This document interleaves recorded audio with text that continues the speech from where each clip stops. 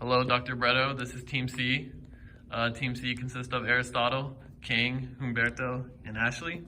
And our project was a signed audio glove. And right here is our project. We were not able to successfully get the project to work as desired. Our original goal was all 26 letters of the alphabet. We were able to get the physical construction and wiring of our project successfully complete, but the programming, we were able to get most of it, but we were not able to get the successful audio output. This is Humberto speaking.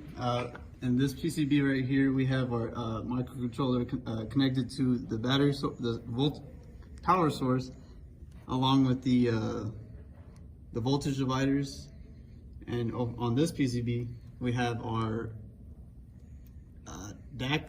The DAC will be placed right here. The operational amplifier will be right here. So this entire PCB is responsible for amplifying the audio. And our speaker is connected over here.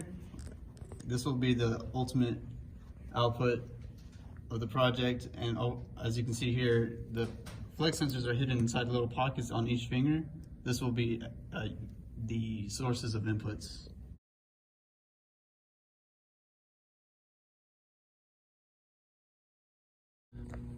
Okay, here we're going to show the flex sensors as they move. And right now they're all reading about 1.1 to 1.2. Since the flex sensors are variable resistors being implemented into a voltage divider, all the voltages would be DC, so we would be able to use the DC voltage measuring multimeters.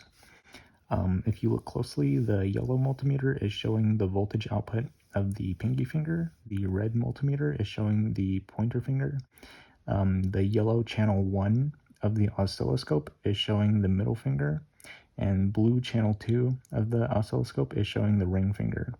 And for the oscilloscope channels, they are centered at approximately 1 volt. As you can see here on the pointer, it's showing 1.19, and on the pinky it's showing 1.164. And the middle and ring finger aren't doing anything. And as we bend them, you should see us changing the voltage, where the pointer is at 2.4 and the pinky goes anywhere from 2, and you can see the movement on the O-scope as well as the fingers are flexed. So the voltage will actually change. It varies on the positioning of the hand. You'll get anywhere from 1.1, and as you gradually flex the finger down, you should get up to 2.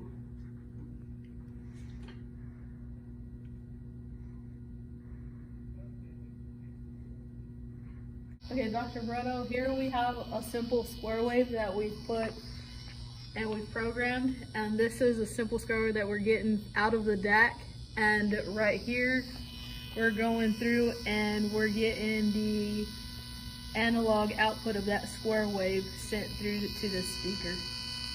If we listen to the speaker output, we can hear a very unpleasant buzzing sound, and this is exactly what we would expect if we listen to a square wave signal.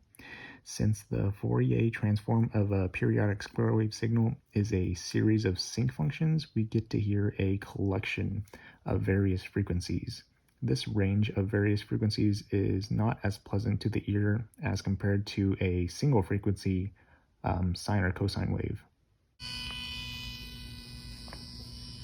And this is just showing the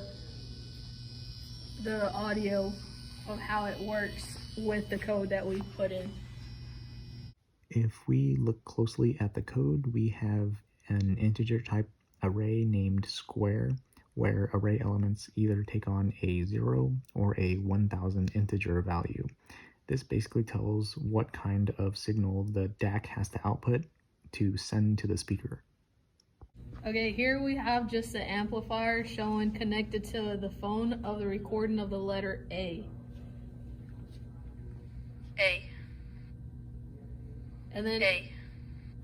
And then over here on the O-scope, as the letter A is being played, you can see it move on the O-scope. A. A.